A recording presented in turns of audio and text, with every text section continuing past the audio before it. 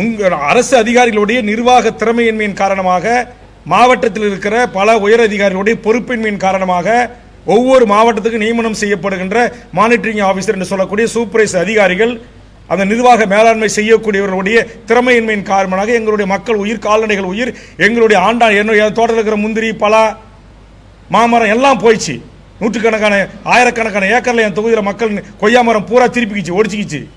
வாழை இங்கே ராமாபுரத்தை வைசவனபாளையம், ராமாபுரம், கண்ணாரப்பேட்டை, அப்படியே குமலங்குளம், ஏப்புதூர், அரசடிக்குப்போம், ஏன் ஊர் புலியூர் காட்சக, சம்டிக்குப்போம், கிருஷ்ணம்பாளையம், குள்ளஞ்சாவடி, இப்போ இடம்பாட்டு, ஆலப்பு எல்லாம் தமிழ் எங்கே பார்த்தாலும் யாரெல்லாம் வாழை விவசாயம் செஞ்சாங்க எல்லா வாழையும் எல்லாம் மூடிக்கிச்சு, எல்லாம் ஒடிஞ்சிச்சு.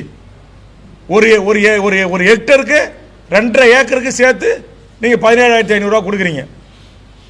சவுக்கு கம்பு வாங்கிருப்போம் ஒரு டன்னு, அது இன்னைக்கு ஒரு டன்னு 40,000 ரூபா.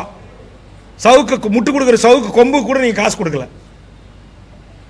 ஒன்றிய அரசுக்கு நிதி கேட்டால் ஒன்றிய பாரதிய ஜனதா அரசு தமிழ்நாட்டு மக்களை ஒரு 984 கோடி கொடுத்துட்டா போதுமா? 20,000 கோடிக்கு மேலே இழப்பு ஏற்பட்டிருக்கு தமிழ்நாட்டு பொதுமக்களுக்கு.